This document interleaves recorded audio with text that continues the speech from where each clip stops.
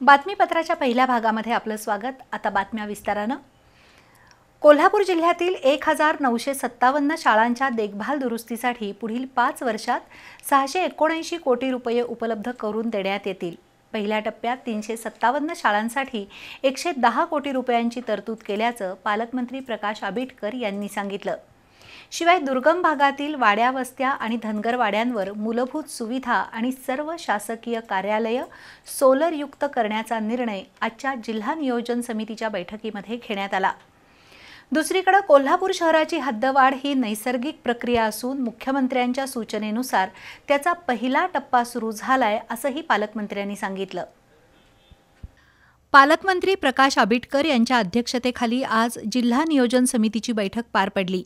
सहपालकमंत्री माधुरी मिसाळ, नामदार हसन मुश्रीफ, खासदार श्रीमंत शाहू महाराज, खासदार धनंजय महाडिक, धैर्यशील माने, आमदार अमल महाडिक, चंद्रदीप नरके, जयंत आसगावकर, शिवाजी पाटील, अशोक माने, राजेंद्र पाटील यड्रावकर, राहुल आवाडे, अरुण लाड, जिल्हाधिकारी अमोल येडगे, महापालिका आयुक्त के मंजुलक्ष्मी, इचलकरंजी महापालिका आयुक्त पल्लवी पाटील, मुख्य कार्यकारी अधिकारी कार्तिकेयन एस, पोलीस अधीक्षक योगेश कुमार गुप्ता, नियोजन अधिकारी अमित सुतार यावेळी उपस्थित होते।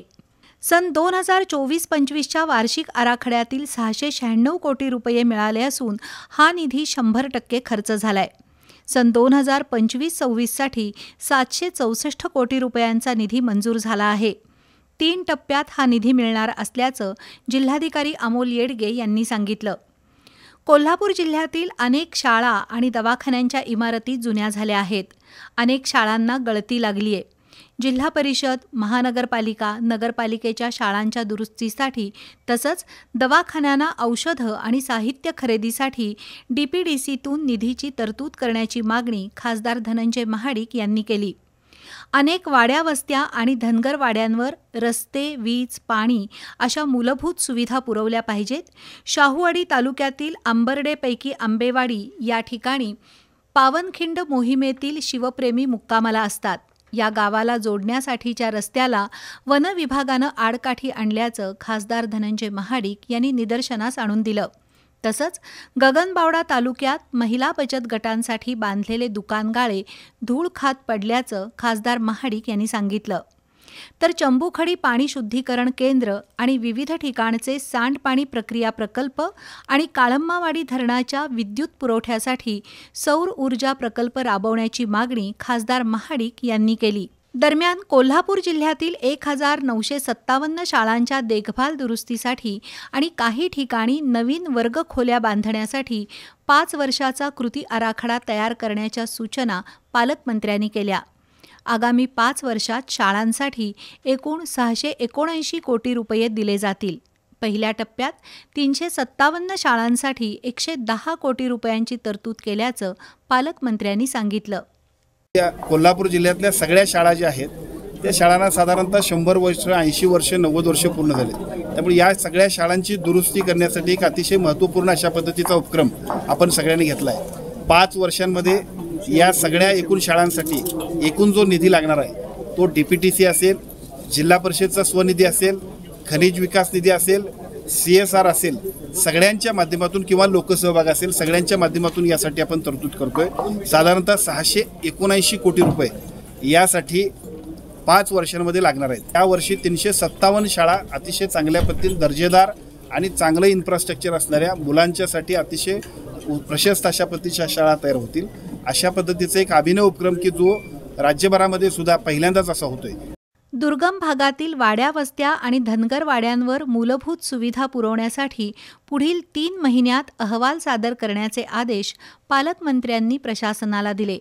कोल्हापूर जिल्ह्यातील सर्व शासकीय कार्यालयांसाठी सौर ऊर्जा मोहीम राबवण्याची सूचनाही पालकमंत्र्यांनी केली। कोल्हापूर शहरातील वाहतूक कोंडी आणि पार्किंगची समस्या सोडवण्यासाठी ठोस उपाययोजना करण्याचे आदेश पालकमंत्र्यांनी जिल्हाधिकारी, महापालिका आयुक्त आणि पोलीस अधीक्षकांना दिले। तसंच धरणातील पाणीसाठा, पंचगंगा नदीची पाणी पातळी आणि पूर परिस्थिती हाताळण्यात कुचराई खपवून घेणार नाही असा इशारा नामदार प्रकाश आबिटकर यांनी दिला। कोल्हापूरच्या हद्दवाढीवरही पालकमंत्री आबिटकर यांनी भाष्य केलं। कोणत्याही शहराची हद्दवाढ होणं ही नैसर्गिक बाब आहे.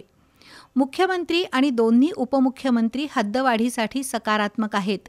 मुख्यमंत्र्यांच्या सूचनेनंतर हद्दवाढीच्या पहिल्या टप्प्याचं काम सुरू झालं असून संबंधित गावातील नागरिकांना विश्वासात घेऊन हद्दवाढीबाबत निर्णय होईल असं नामदार आबिटकर यांनी सांगितलं. कुठल्याही शहराची हद्दवाढ होणं हे नैसर्गिक आहे आणि या नैसर्गिक वाढीसाठी ज्या पद्धतीचा उशीर झाला त्या उशिरामुळे सुद्धा आज कोल्हापूर शहराच्या आणि पर्यायानं कोल्हापूर जिल्ह्याच्या सुद्धा एकूण विकासाला खूप फोब असलेला आहे. त्यामुळे साहजिकच एका बाजूला राज्यस्तरावरती आणि या शहरातल्या आणि परिसरातल्या सगळ्याच लोकांची मागणी आहे. त्यासाठी मुख्यमंत्र्यांकडे आम्ही दोन्ही मंत्री आणि आमच्याबरोबर सुद्धा दोन्ही शहरातले आमदार भेटलो. दोन्ही आमदार म्हणण्यापेक्षा क्षीरसागर साहेब होते, आणखीन काही मंडळी होती. आम्ही सगळे जर भेटल्यानंतर या सगळ्याबद्दल मुख्यमंत्र्यांनी संमती दर्शवली आणि मला असं वाटतं की त्याच्यातला एक टप्पा पुढच्या टप्प्यामध्ये सुरू होईल. दुसरीकडे आमदार चंद्रदीप नरके यांनी वेगळाच दावा केला. हद्दवाढी संदर्भात मुंबईत किंवा मंत्रालयात कोणतीही बैठक झालेली नाही असं सांगत ग्रामस्थांचा विरोध झुगारून सरकार हद्दवाढीची अधिसूचना काढणार नाही असं आमदार नरके म्हणाले. कोण सहमत आहे आणि कोण नाही सहमत आहे ह्याच्यापेक्षा ज्या गावांना तुम्हाला हद्दवाढीमध्ये समाविष्ट करायचं आहे त्यांची संमती आहे का नाही बघितलं पाहिजे ना.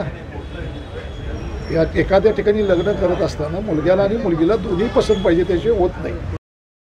जिल्हा परिषद आणि महापालिकेच्या शाळांतील गुणवत्ता वाढीसाठी विशेष मोहीम घेण्याची सूचना सहपालकमंत्री माधुरी मिसाळ यांनी केली.